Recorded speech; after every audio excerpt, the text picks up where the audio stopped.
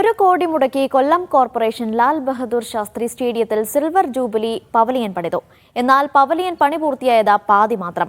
Stadium പണി തീരാൻ ഇനിയും വർഷങ്ങൾ കാത്തിരിക്കേണ്ടി വരും. സ്ഥാനമൊഴിയും മുമ്പ് മേയർ നടത്തുന്ന ഉദ്ഘാടന പ്രഹസനങ്ങളാണ് ഇതെല്ലാം എന്നതാണ് പ്രതിപക്ഷത്തിന്റെ ആരോപണം. ലിജോ റോളൻസിന്റെ റിപ്പോർട്ട് കാണാം.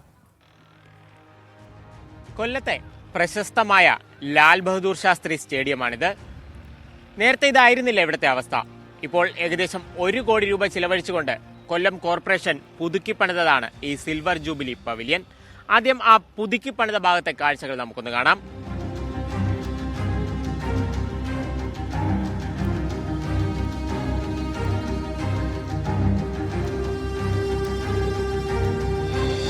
ഈ പവിലിയന്റെ മുഴുവൻ സ്ഥലത്തും ഇതാണോ അവസ്ഥ, അല്ലെങ്കിൽ സ്റ്റേഡിയത്തിന്റെ യഥാർത്ഥ അവസ്ഥ എന്താണെന്ന് കൂടി ഒന്ന് കാണേണ്ടത് അത്യാവശ്യമാണ്.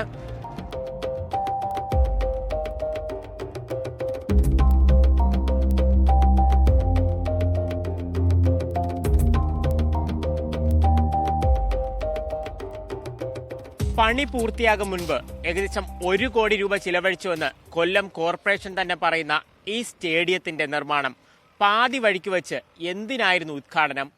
ഈ ചോദ്യം ചോദിക്കുമ്പോൾ പ്രതിപക്ഷം അതിനുള്ള മറുപടിയും പറയുന്നുണ്ട്. സ്റ്റേഡിയം പോലും അവിടെ കൃത്യമായി നിർമ്മാണ പ്രവർത്തനം നടന്നിട്ടില്ല. ഇപ്പം തന്നെ ഒരു കളി പോലും നമുക്ക് അവിടെ ചെയ്യാൻ പറ്റാത്തൊരു സാഹചര്യത്തിലാണ്. ജനങ്ങളുടെ കണ്ണിൽ പൊടിയിടുക എന്നുള്ളത് മാത്രമാണ്.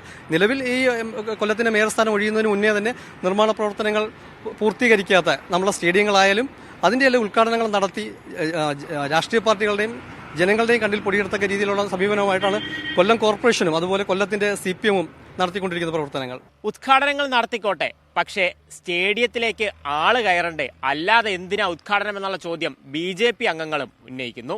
ഈ 1 കോടി രൂപയ്ക്ക് 4 സൈഡും പെയിന്റ് അടിക്കുകയല്ല ചെയ്തിട്ടുള്ള ഒരു പകുതി ഭാഗം എന്ന് പറഞ്ഞാൽ ഉദ്ഘാടന മാമാങ്കം നടത്തുന്ന ആ ഭാഗങ്ങൾ മാത്രം പെയിന്റ് അടിച്ചുകൊണ്ട് എനിക്ക് ഇതിനേക്കാളും ചിരി വരുന്ന ഒരു കാര്യം നമ്മുടെ ധനകാര്യ വകുപ്പ് മന്ത്രിക്ക് കണ്ണു കാണാൻ വയ്യേ എന്നാണ്. കാരണം അദ്ദേഹം നടന്നു വന്ന് ഇത് ഉദ്ഘാടനം ചെയ്യാൻ വരുന്നതിന് മുമ്പ് ഈ പവലിയൻ എന്ന് പറയുന്ന സംഭവം എന്തായി തീർന്നു എന്നൊന്ന് വിലയിരുത്തണമായിരുന്നു.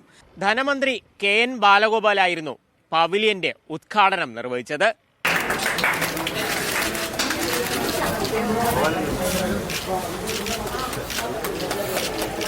കൊല്ലം സ്റ്റേഡിയത്തിൽ വലിയ വികസനത്തിന്റെ ഭാഗമായിട്ടാണ് ഈ പവിലിയൻ ഇപ്പോൾ ആരംഭിച്ചത്. കൊല്ലം കോർപ്പറേഷൻ മുൻകൈ എടുത്താണ് 1 കോടിയോളം രൂപ മുടക്കി ഇത് പൂർത്തീകരിച്ചിരിക്കുന്നത്. ഇത്രയും കാലം അങ്ങനെ പവിലിയൻ ഇല്ലായിരുന്നു എന്നുള്ളത് ഇപ്പോൾ നോക്കുമ്പോഴാണ് നമുക്ക് ആ പോരായ്മ ഉള്ളത് എന്ന് കാണുന്നത്. സ്റ്റേഡിയം അടച്ചിട്ടിട്ട് കാലമേറെയായി. ഒരുപക്ഷെ മാസങ്ങൾ കൊണ്ട് പവിലിയന്റെ മാത്രം പണി പൂർത്തിയായേക്കാം. പക്ഷേ കാട് പിടിച്ച് നശിച്ചു കിടക്കുന്ന ഈ സ്റ്റേഡിയം കായിക പ്രേമികൾക്ക് എന്നു മുതൽ ഉപയോഗിക്കാൻ കഴിയുമെന്നുള്ള ചോദ്യമാണ് പ്രധാനമായും ഉയരുന്നത്.